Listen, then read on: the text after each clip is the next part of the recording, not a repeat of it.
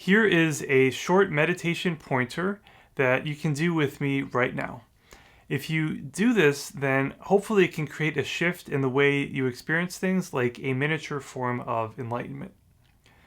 I call this what is the most fundamental thing, or like the most general thing. If there was a way to combine general and fundamental into one word, that's what I'm asking. So let's try to answer that question. My name is Bodan. I'm a particular person. More general than me is human. More general than human is living thing. More general than living thing is thing or object. But what is more general than that?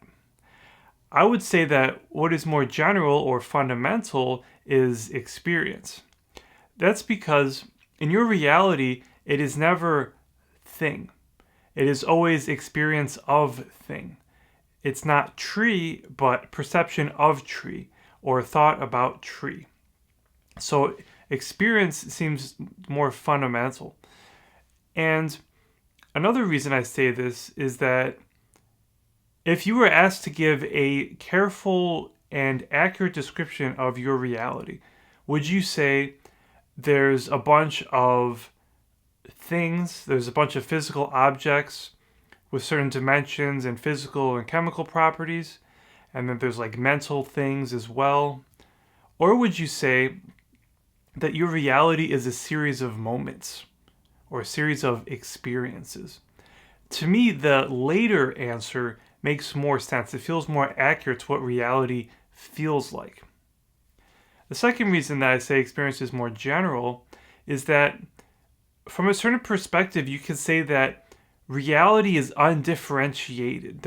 It's not cut into pieces, and that things or objects are something created by the mind. It takes this undifferentiated whole and it cuts it into parts using just the way that the mind apprehends things.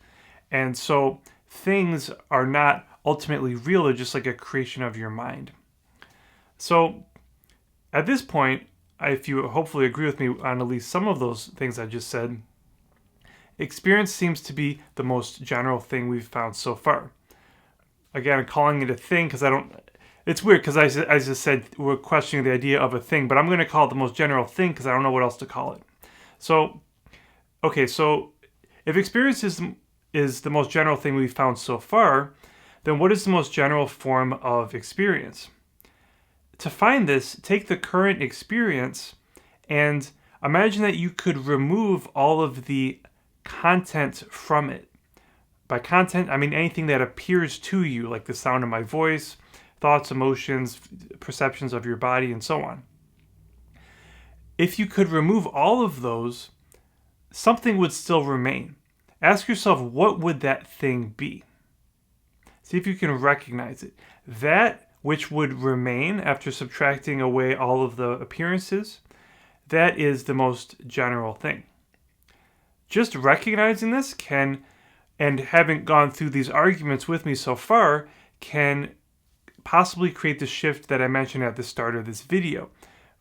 But it might not, and it might be pretty subtle. So what I'm going to do now is I'm going to add on a couple of additional points, and then hopefully all these things taken together can have a greater effect on creating the shift in your experience that I'm trying to do here. The first thing I want to add is to point out that this most general thing is always there. From birth until death, it's always present, almost like something which is silently watching your life, like the substance of your reality. If it wasn't there, there would be nothing at all. It would be like asking yourself, what was my reality like before I was born? It doesn't even make sense. The second point I want to add is that this most general thing is the only thing that there is.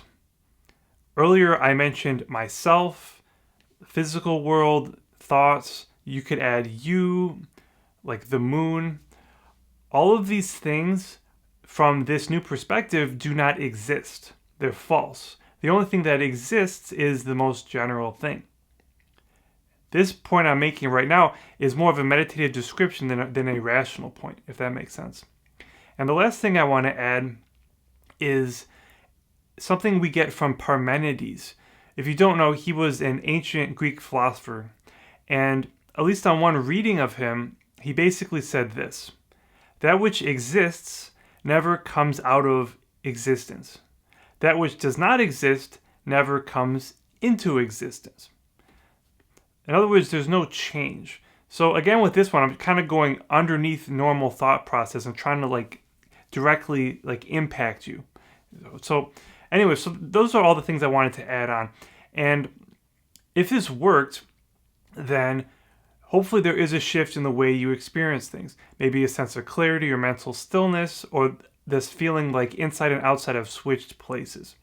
So if that worked, what I would do now if I was you is, set the phone aside or turn away from the computer and just sit down. Don't have a plan. Don't really do anything. Just sit there for a period of time. I know this can be hard because everybody, we're used to always doing stuff. But if you just sit and don't do anything, then this realization can increase on its own. You don't have to do anything. It'll just sort of develop or stabilize itself all on its own.